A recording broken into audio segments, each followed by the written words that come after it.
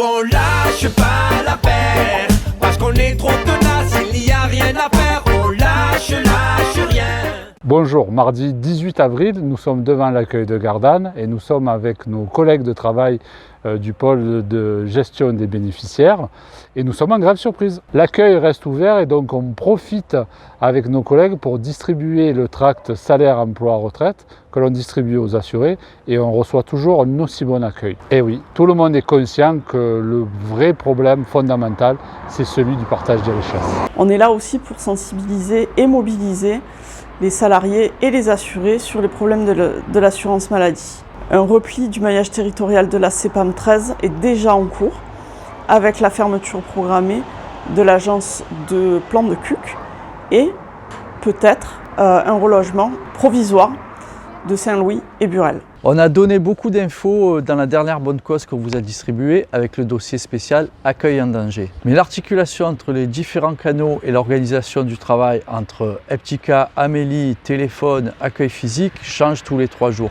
Une fois de plus, on a une direction irresponsable qui met nos collègues en danger. En plus de ça, il y a une directive nationale partagée sur l'IAM qui prévoit donc la disparition et le retrait définitif des bornes d'accueil au 30 juin. Alors à l'intention de tous les bisounours, la fermeture des accueils va s'accélérer car évidemment tous les nouveaux canaux de contact qu'on nous vend, on les connaît et ça se résume très simplement aux maisons France Service. Le recul du service public touche tous les organismes de sécu.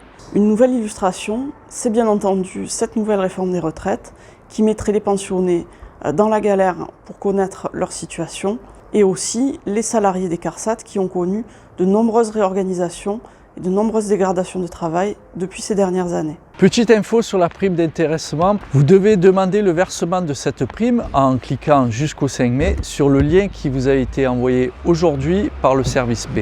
Sinon, comme dirait notre super DRH, elle sera versée sur le plan d'épargne interentreprise dans le fonds présentant le profil d'investissement le moins risqué. Oui, sous-entendu, vous pouvez aussi perdre des sous. Ben oui, là on est à Wall Street, il nous a pris pour des traders. On vous renvoie au tract fédéral, pas de prime d'intéressement, mais des salaires décents, car effectivement, ce n'est pas qu'au mois de mai qu'on doit payer nos loyers. Alors, retour rapide sur les mobilisations qu'il y a eu hier soir, sur les rassemblements dans les nombreuses mairies en France, suite à l'allocution provocatrice de Jupiter. On était présents devant le commissariat de Noailles en soutien à nos camarades énergéticiens qui ont été arrêtés et relâchés du fait de la pression exercée par la CGT. En pleine période de vacances scolaires, on continue à se mobiliser contre cette loi que notre président a promulguée, mais à qui on va obliger à ne pas l'appliquer. On va donc maintenir la pression. L'intersyndicale veut faire un 1er mai historique pour faire de la fête du travail un temps fort de mobilisation contre cette réforme des retraites. Dans le département, la CGT continue de se mobiliser. Nous aurons une assemblée générale ce jeudi à la centrale de Gardanne en présence de Sophie Binet, la nouvelle secrétaire générale.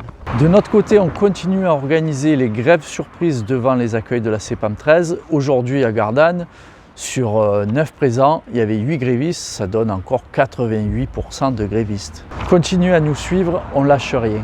Oh Minou, c'est quoi ce générique que tu m'as mis à la fin? Tu déconnes ou quoi? Tu verras dans la prochaine bonne cause, c'est une dédicace pour le loup de Walmart.